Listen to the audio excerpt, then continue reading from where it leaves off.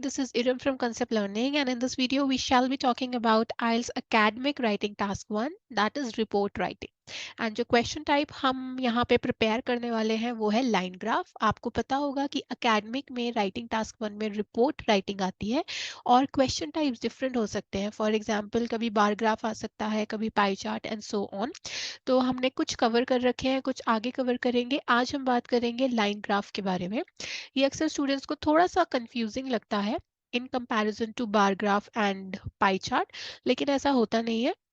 मैं आज आपको कुछ बातें बताने वाली हूँ, अगर आप उन पे ध्यान देंगे तो आप रियलाइज करोगे कि ये इतना भी मुश्किल नहीं है, इतना भी कंफ्यूजिंग नहीं है. ठीक है, तो चलिए स्टार्ट करते हैं.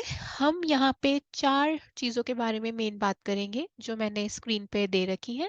उसके बाद हम एक एग्जाम्पल क्वेश्चन भी कवर करेंगे. ओके, सो चलिए स्टार्ट करते हैं. को पता चल ही गया होगा कि जो स्ट्रक्चर होता है राइटिंग टास्क 1 का रिपोर्ट राइटिंग के लिए वो ये होता है. इस पे एक मैंने काफ़ी कॉम्प्रिहेंसिव वीडियो भी बनाई है, अगर आपने उसको देखना है तो मैं उसका लिंक ऊपर दे दिया है, आप उसको भी चेक ऑन कर सकते हो. स्ट्रक्चर में क्या होता है, हमारा फर्स्ट पैरा इंट्रोडक्शन होता है, फिर ओवरव्यू आता है, फिर body para 1 and body para 2. है ना, ये तो आपको बात पता चल ही गई होगी. ओके, उसके बाद आपने स्टेप्स पे ध्यान देना है. स्टेप्स क्या होते हैं कि भाई क्वेश्चन अच्छे से पढ़ो, और जो बहुत एक इम्पॉर्टेंट चीज़ है वो है try to understand the graph. Okay, अगर आप ग्राफ को अच्छे से अंडरस्टैंड करने की कोशिश करोगे, उसे अंडरस्टैंड कर लोगे, तो काफ़ी चांसेस हैं कि आप सही सही लिखोगे, ज़्यादा कंफ्यूज नहीं होगे. और आप क्या करना है, आपने आइडेंटिफाई करने हैं मेन फीचर्स, क्योंकि most of the time introduction में, ओवरव्यू में, बॉडी पैरा 1 एंड 2 में मेन फीचर्स ही हम कवर करते हैं किसी ना किसी तरह. तो भाई अगर ये वाला स्टेप अच्छे से करना है क्वेश्चन पढ़ने का, और जो मेन स्टेप ये है try to understand the graph, इसके लिए क्या करना है आपको, इसके लिए मैंने ये नीचे लिख रखे हैं क्वेश्चंस टू आस्क योरसेल्फ. तो अगर आप ग्राफ को पढ़ के इन क्वेश्चंस को खुद से पूछोगे तो काफ़ी चांसेस है कि इनके आंसर में ही आपको पता चल जाएगा कि आपने अपने राइटिंग टास्क 1 में अब क्या क्या लिखना है. तो आपने क्या क्या देखना है, सबसे पहले आपको देखना है, आपको पता है कि ग्राफ इस तरह होता है, तो 2 एक्सिस होते हैं, एक्स एंड वाई एक्सिस. सो आपने सबसे पहले देखना है कि एक्स और वाई एक्सिस क्या क्या इंफॉर्मेशन गिवन आपको दे रहे हैं. फॉर एग्जाम्पल इस एक्सिस पे आपको क्या बताया है, फॉर एग्जाम्पल ये आपको रुपीज बताए हैं, यहाँ पे क्या बताया है, ये आपको कार बताई है. इसका मतलब भाई कि ये वाला एक्सिस हमें कार्स के बारे में बता रहा है कि कौन सी कार, और नीचे वाला एक्सिस हमें बता रहा है रुपीस के बारे में कि इन कार्स के कितने रुपीस हैं. है ना, सो एज एन एग्जाम्पल बता रही हूँ ये बस मैं आपको. देन हम बात करेंगे what are the units of measurement. Units of measurement क्या होते हैं कि किस यूनिट में मेजर किया गया है. फॉर एग्जाम्पल अगर यहाँ पे रुपीज है, लेट्स से रुपीज छोड़ो, अमाउंट लिखो. अगर यहाँ पे अमाउंट है तो वो किस यूनिट में मेजर किया है, रुपीज में, डॉलर में, पाउंड में, एंड सो ऑन. राइट, उसके बाद आपने टाइम पीरियड्स देखने हैं अगर गिवन है तो, कि भाई क्या टाइम पीरियड गिवन है. लेट्स से कि ये आपको 2005 से 2000 से लेके 2005 तक के बारे में दे रखा है, तो ये हमारा टाइम पीरियड है ना, ये 4-5 साल हमारे टाइम पीरियड है 2000 से लेके 2005 तक की. उसके बाद ये बहुत इंपॉर्टेंट चीज है कि टाइटल क्या है ग्राफ का. ठीक है, क्योंकि वो आपकी मदद करेगा इंट्रोडक्शन में. उसके बाद आपने देखना है कि भाई लेबल्स कुछ क्या गिवन है, इन्हीं को हम लेबल्स कहते हैं. कभी कभी कुछ और एक्स्ट्रा चीजें भी दे रखी होती हैं, स्पेशली यहाँ पे अभी मैं आगे एक क्वेश्चन कराऊंगी आपको, उसमें और अच्छे से समझा दूंगी. यहाँ पे दिया होता है फॉर एग्जाम्पल ये और ये, तो लेट्स से ये वाली लाइन आपको कार्स के बारे में बता रही है और ये वाली लाइन आपको अमाउंट के बारे में बता रही है. तो लेबल्स आपको हेल्प करेंगे आइडेंटिफाई करने में कि क्या चीज आपको क्या बता रही है. Then what is the most obvious trend. Most obvious trend मतलब जो आपको देखते ही पता चल रहा है कि ऑफ कोर्स यही हमारा ट्रेंड है, इसे देखते ही पता चल रहा है कि हाँ. फॉर एग्जांपल यहाँ पे हमने ऐसे हाईएस्ट हमें रुपीस बता रखे हैं कि इस कार के हैं सबसे हाईएस्ट रुपीस ये.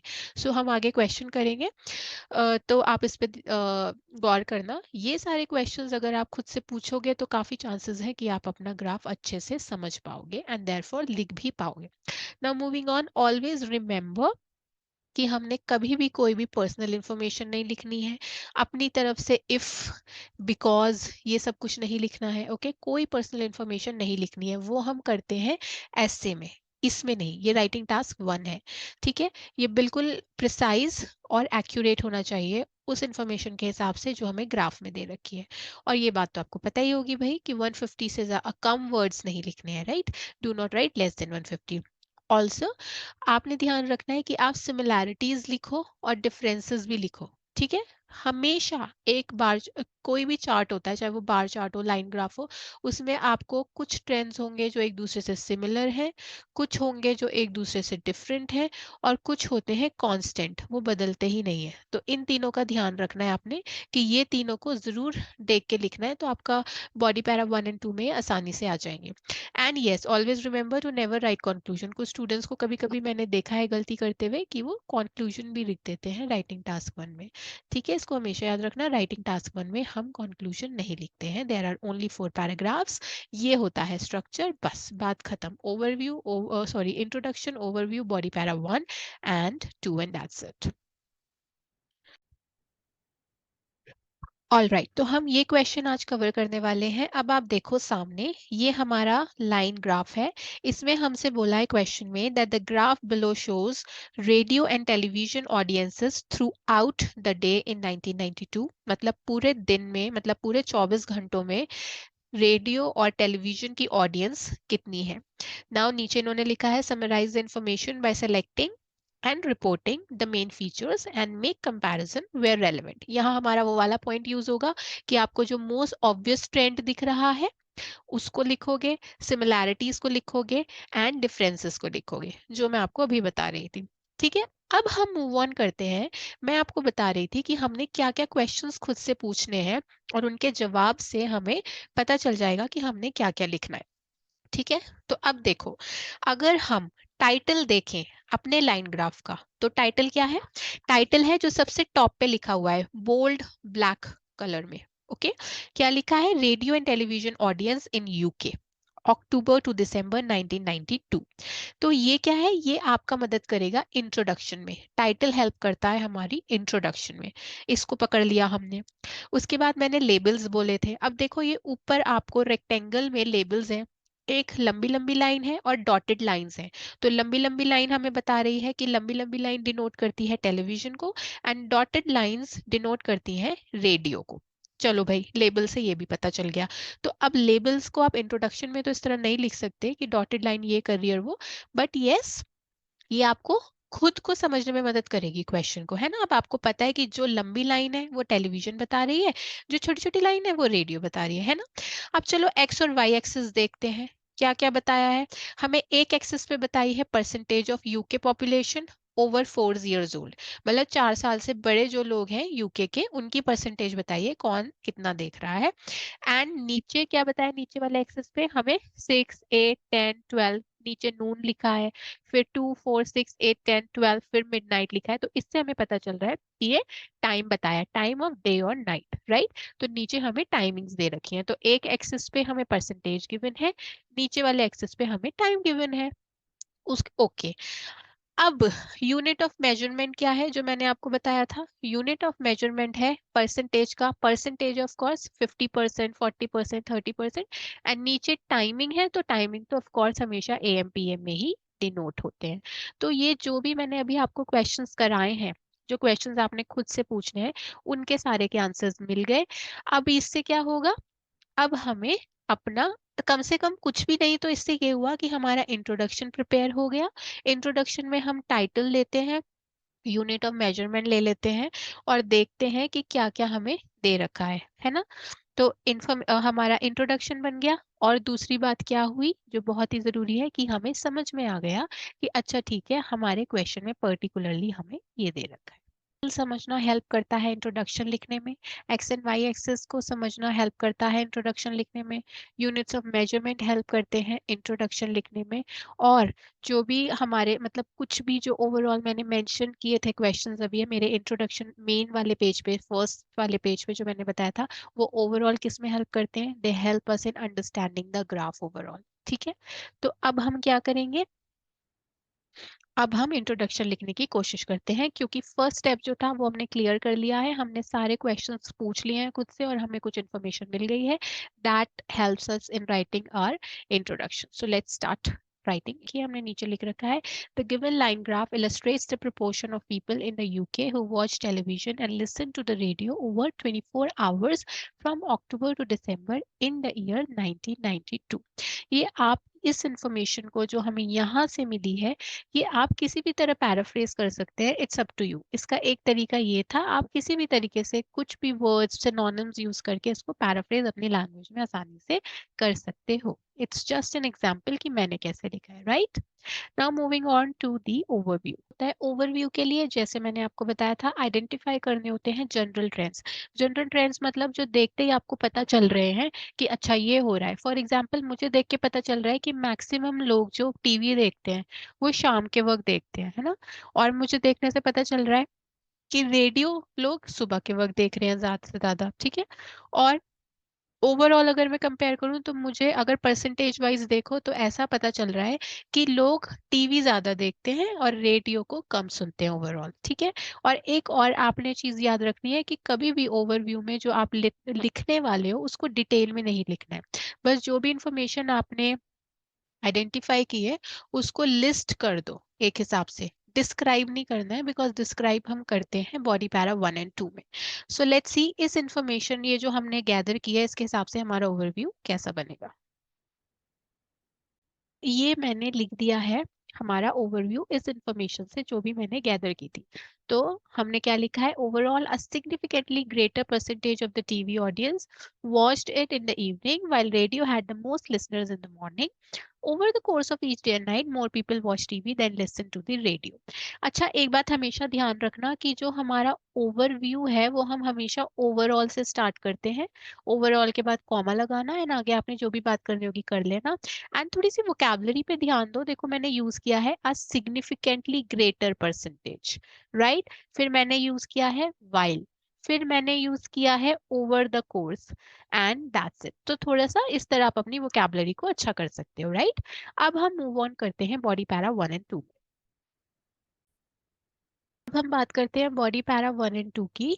बॉडी पैरा 1 और 2 में अब हमने क्या करना है, हमने इंफॉर्मेशन जो भी गैदर की है ओवरव्यू के लिए, एक तो याद रखना कि उसको डिटेल में लिख लेना है। इसमें हम लिख सकते हैं, हमने क्यों नहीं लिखा था ओवरव्यू में डिटेल में, बिकॉज हमने वही इंफॉर्मेशन यूज करनी थी बॉडी पैरा 1 और 2 में, ठीक है।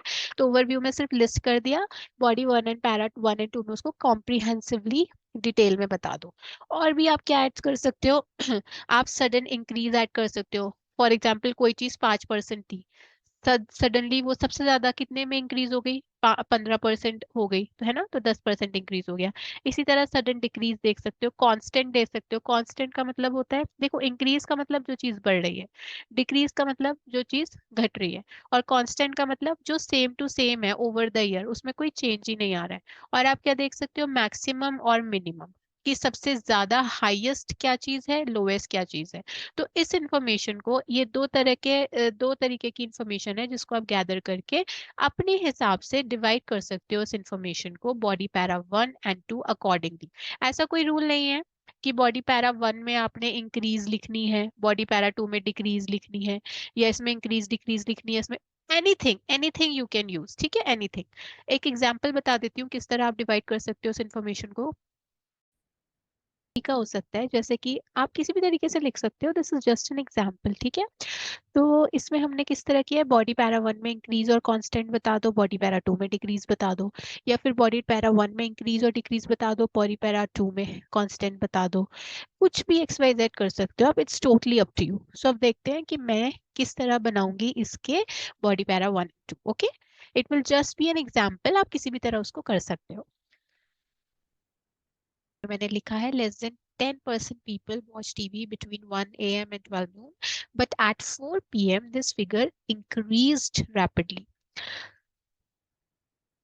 reaching a peak of almost half the population at 8 p.m. After this, the graph records a sharp decline in viewers, reaching a low of only a tiny percentage by 3 a.m. ठीक है, तो इसका मतलब है कि एक रात के 1 बजे से लेके दोपहर के 12 बजे तक सिर्फ 10% से भी कम लोगों ने टीवी देखा, लेकिन 4 PM से ये फिगर राइज होनी शुरू हो गई एंड हल्के हल्के ये पीक पे पहुंच गई। पीक का मतलब अपने मैक्सिमम पे पहुंच गई, जहाँ पे मोस्ट ऑफ द पॉपुलेशन 8 बजे टीवी देख रही थी। उसके बाद दोबारा शार्प डिक्लाइन दिखा व्यूअर्स में, और हमारी परसेंटेज 3 AM तक बहुत ही कम रह गई।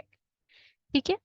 नाउ बॉडी पैरा 2 में मैंने लिखा radio on the other hand shows a very different trend. The most popular time for listeners to be tuned in, अब देखो मैंने क्या वर्ड यूज किया है, tuned in, was after 8 AM। मतलब इसमें मैक्सिमम सुबह में देखते थे लोग, जब around 27% of population was listening to it.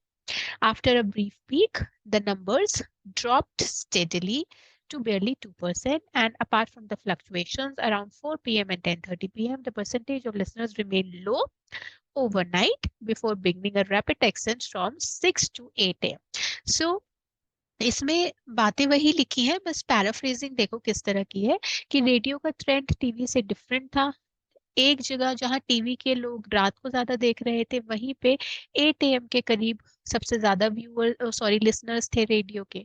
उसके बाद कम हो गई, सिर्फ 2% पॉपुलेशन सुन रही थी 4 से 10:30 PM के अराउंड, और फिर से जो हमारे लिसनर्स हैं लो होने लगे रात को, एंड देन दोबारा से रैपिड इंक्रीज होने लगा 6 से 8 बजे के करीब। सो जो the way I divided body para 1 and 2 is this. ठीक है, जो पहले बताया था वैसे भी कर सकते हो। मैंने बिल्कुल सिंपल वाला लिया है। मैंने सिंपल का क्या लिया है, मैंने कमोडिटी 1 को बॉडी पैरा 2 में डाल दिया, कमोडिटी 2 को बॉडी पैरा 2 में डाल दिया। दैट मीन्स बॉडी पैरा 1 में सिर्फ टीवी की बात की है जो भी करनी थी, बॉडी पैरा 2 में रेडियो की बात की है। मैं इस तरह भी कर सकती थी कि टीवी का इंक्रीज बता दूं, कि लोग इंक्रीज का मतलब मैक्सिमम होगा यहाँ पे कि लोग 8 बजे शाम के ज्यादा देखते थे, while on the other hand radio को क्या देखते थे, 6 से 8 के बजे इसको ज्यादा मैक्सिमम देखते थे। तो इस तरह हम इसको लिख सकते हैं। ठीक है, लेकिन it's all up to you, वही मैं आपको बता रही हूँ। बस ध्यान रखना जिन जिन के नीचे मैंने अंडरलाइन की है वो मैंने इसलिए दिखाने को की है कि उन वर्ड्स से थोड़ा सा डिफरेंस आएगा आपकी वोकैब में। For example increase rapidly, a peak, sharp decline, tiny percentage, viewers, tuned in, trend, remained low, fluctuations, ये सारी चीजें आप यूज कर सकते हैं।